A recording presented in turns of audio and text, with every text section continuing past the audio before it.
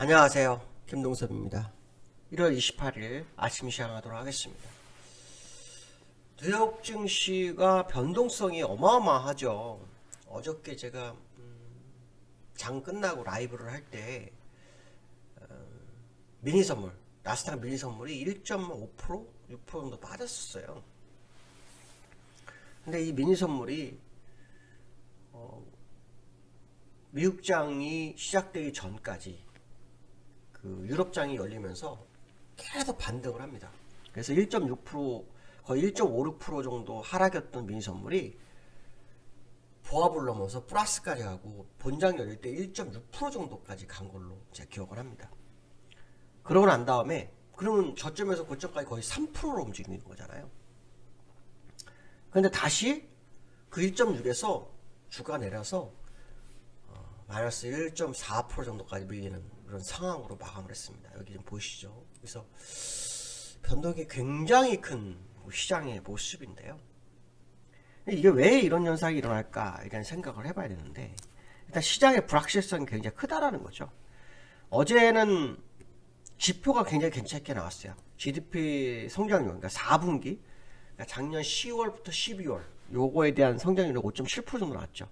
시장 예상 5.5%보다 증가, 그렇죠? 그래서 괜찮게 나왔어요. 또 신규 실업 청구 건수도 3만 건이 감소했어요. 근데 이제 이거를 지표 좋아졌구나 이렇게 생각하기 전에 금리 인상 빨리 될 수도 있겠는데 이런 생각 하시죠. 역으로 금리가 이 지표가 좋아지면 오히려 금리가 상승에 더 안 좋을 수도 있습니다. 그런 생각도 해볼 수 있고요. 또 시장이 장단기 국채 금리가 좁혀지고 있어요. 이건 또 경기 둔화를 또 의미하거든요. 그러니까 완전히 여러 가지 지표가 완전히 다르게 시장이 움직이는 그런 모습이 나오고 있어요. 지금 그 미국에서는 올해 금리 인상을 약 5회 이상 보는 게, 그러니까 연방기금 금리 선물을 통해서 확인해 보면 약 5회 이상이 60%, 5회 이상을 할 거다라는 게 60%가 되고 있고요. 3월은 100% 한다. 그다음 5월 죄송합니다. 5월에 두 번째 금리 인상이 있다. 근데 실제로 그 연준은 1, 3, 5, 6, 7, 9, 11, 12 이렇게 금리 인상을 해요. 그러니까 그 FOMC 회의를 하게 돼 있어요. 그러니까 지금 3월에 되면 그 다음에 5월에 금리 인상을 한다. 이런 식으로 해석을 할 수 있는 거다 이렇게 보시면 되겠죠.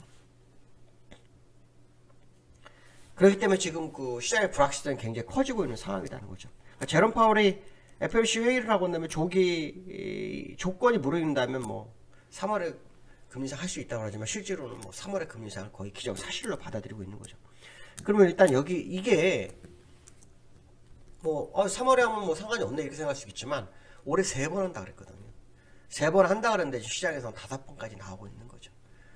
많게는 7번도 8번도 얘기가 있었지만 일단은 8번은 지나갔고 7번까지 남아 있는 거죠. 5회가량 가능성이 되게 높아지는 건데, 이 금리 인상이 이제 중요한 건 이거예요. 금리 인상 인하했다가 주가 올라서가 인하할 수도 있지 하지만 핵심 키포인트는 그게 아니죠. 금리 인상이 과거에는 경기를 살려내고 난다. 경기가 침체됐을 때 경기를 살리기 위해서 금리 인하를 했다가 경기 살아나면 금리를 제자리에 돌리는 이런 역할을 했었는데, 지금 인플레이션이 너무 과해진 상황이 됐죠. 인플레이션이 너무 과해졌기 때문에 이로 인해서 금리 인상을 해야 할 수밖에 없는, 그러니까 악재로 인해서 하는 거란 말이에요. 악재로 인해서 처방을 하기 위해서 하는 처방책이기 때문에 이거는 예전의 금리 인상하고 똑같이 볼 수가 없죠. 오늘 뉴스 보니까 우크라이나에 대해서 러시아 침공이 2월 정도의 가능성이 제기되고 있는데, 이게 될지 안 될지 아무도 모르겠지만 일단 금리 인상하는 데에서는 악재로 작용할 수 있는 부분이 있죠. 특히 소비자 물가 지수가 유가가 86불대로 유지하고 있어서 소비자 물가 지수가 더 높아지게 된다면 연준은 생각을 좀 잘못한 거 아닐까, 그 생각이 저는 개인적으로 많이 들고 있습니다. 차라리 이번에 금리 인상을 하고 2월 3월 소비자 물가 지수를 보면서 어떻게 변하는지 확인하면서 금리 인상의 강도를 높일 거냐 말 거냐 결정하는 게 더 현명했을 거다. 45일이라는 시간을 금리 인상을 안 하고 동결함으로 해서 얻었지만 시장의 불확실성이 더 커질 수 있죠. 그게 좀 문제가 좀 되고 있다는 생각이 많이 들고 있습니다. 그래서 그런 부분들이 시장에 계속 영향을 미치고 있는 거 아닌가 보시면 될 것 같은데요. 지금 다우산업 차트를 볼게요. 다운을 보시면 다운은 아무것도 움직인 게 없어요. 그죠? 물론 뭐 일봉으로 보면 장중에 고점이 약 1.77%까지 갔었네요. 1.77%까지 갔다가 마이너스 0.47%까지 갔다가 약법으로 끝났죠. 이거는 뭐 우상향 중이지만 기술적으로는 상당히 어려운 자리거든요. 제가 어저께도 말씀드린 기술적으로 굉장히 어려운 자리다. 근데 뭐 1.7%까지 다시 밀어내는 게 그래서 기술적으로 어렵다는 걸 확인시켜준 거죠. 월봉으로는 빠진 게 없어요. 그래서 이제 시작을 해야 되는 상황이 아닐까 이런 생각이 들고 있다. 이렇게 보시면 될 것 같고. 나스닥은 2월선까지 왔어요. 드디어 25월선까지 왔어요. 일봉을 보면 다워가 다르죠. 이 양복을 메우러 가는 그런 상황인데 이것도 저점 1.62%, 고점 1.65%였어요. 그리고 1.4%에 끝났어요. 그러니까 변동성이 어마어마한 거예요. 그러니까 바닥에서는 변동성, 고점의 변동성인데 지금은 이건 바닥이라고는 안 하죠. 내려가는 과정 정도로 보시는 게 맞죠. 그래서 제가 볼 때는 좀 시장의 주의가 좀 필요한 것으로 예측이 되고 있다. 뭐 이런 표현을 좀 써드리고 싶어요. 그래서 뭐 주봉 차트 같은 게 보면 이제 뭐 떨어지는 상황이라서 양으로 이제 진입했단 말이에요. 그래서 나스닥이 아직 저점이 추려한 게 아니다 이렇게 보시면 될 것 같고 다우는 아니다. 양으로 아직 안 들어왔잖아요. 그래서 오늘 들어갈 수 있는 자리를 계속 버텨내고 있거든요. 아마 오늘의 미국장도 이달의 마지막 장이잖아요. 그래서 뭐 아닌가 31일 날 또 한 번 더 있죠. 미국은 우리나라는 30일 휴장인데 31일까지 이게 양문 안으로 들어오는지를 한번 확인하시면 될 것 같습니다. 만약 들어오면 게임이 이제 시작되는 상황일 거다 이렇게 보시면 될 것 같고 후행 스팬이 캔들 안으로 두 번째 들어왔어요. 첫 번째는 실패, 두 번째 다시 들어왔기 때문에 하락 압력이 거세질 거다 이런 해석도 해볼 수 있을 것 같고 두 번째로는 원달러가 여기 아니라 1205원을 터치했어요.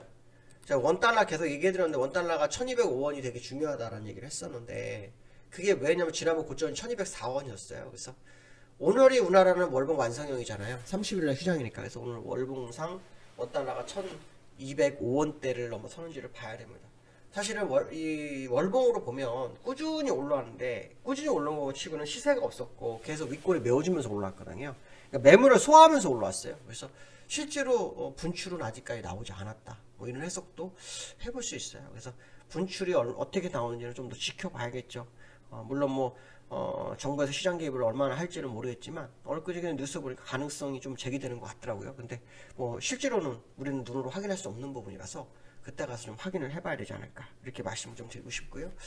그다음 코스피가 2600 턱걸이 했어요. 제가 요즘 뭐 계속 제목을 턱걸이라는 얘기를 하는데 진짜 턱걸이인데요.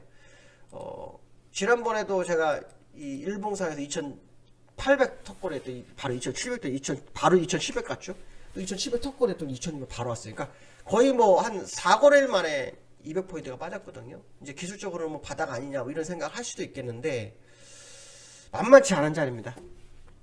만만치 않은 자리라 아직은 솔직히 100% 확신할 수 없는 그런 자리입니다. 물론 오늘 LG엔솔이 상장됐잖아요 어저께.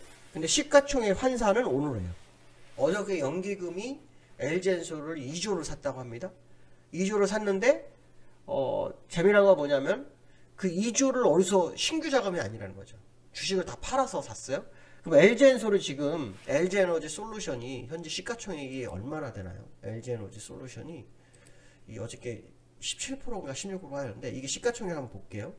시가총액이 현재 LG에너지 솔루션이 99조예요.